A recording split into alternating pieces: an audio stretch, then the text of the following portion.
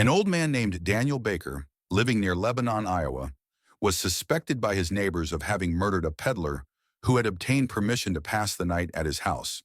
This was in 1853, when peddling was more common in the Western country than it is now, and was attended with considerable danger.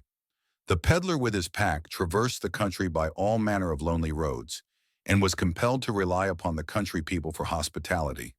This brought him into relation with queer characters, some of whom were not altogether scrupulous in their methods of making a living, murder being an acceptable means to that end. It occasionally occurred that a peddler with diminished pack and swollen purse would be traced to the lonely dwelling of some rough character and never could be traced beyond. This was so in the case of Old Man Baker, as he was always called.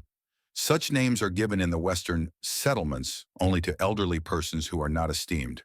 To the general disrepute of social unworth is affixed the special reproach of age. A peddler came to his house and none went away. That is all that anybody knew. 7 years later, the Reverend Mr. Cummings, a Baptist minister well known in that part of the country, was driving by Baker's farm one night. It was not very dark. There was a bit of moon somewhere above the light veil of mist that lay along the earth. Mr. Cummings, who was at all times a cheerful person, was whistling a tune, which he would occasionally interrupt to speak a word of friendly encouragement to his horse. As he came to a little bridge across a dry ravine, he saw the figure of a man standing upon it, clearly outlined against the gray background of a misty forest. The man had something strapped on his back and carried a heavy stick, obviously an itinerant peddler. His attitude had in it a suggestion of abstraction, like that of a sleepwalker. Mr. Cummings reined in his horse when he arrived in front of him, gave him a pleasant salutation, and invited him to a seat in the vehicle. "If you are going my way," he added. The man raised his head, looked him full in the face, but neither answered nor made any further movement. The minister, with good-natured persistence, repeated his invitation. At this, the man threw his right hand forward from his side and pointed downward as he stood on the extreme edge of the bridge. Mr. Cummings looked past him, over into the ravine, saw nothing unusual, and withdrew his eyes to address the man again.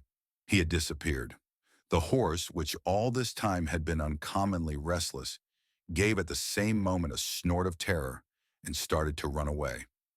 Before he had regained control of the animal, the minister was at the crest of the hill 100 yards along. He looked back and saw the figure again, at the same place and in the same attitude as when he had first observed it. Then for the first time he was conscious of a sense of the supernatural and drove home as rapidly as his willing horse would go.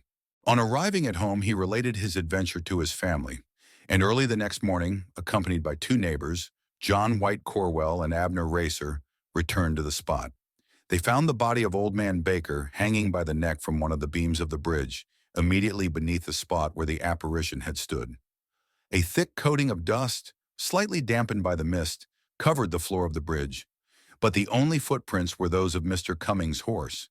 In taking down the body, the men disturbed the loose, friable earth of the slope below it, disclosing human bones already nearly uncovered by the action of water and frost. They were identified as those of the lost peddler. At the double inquest, the coroner's jury found that Daniel Baker died by his own hand while suffering from temporary insanity, and that Samuel Moritz was murdered by some person or persons to the jury unknown.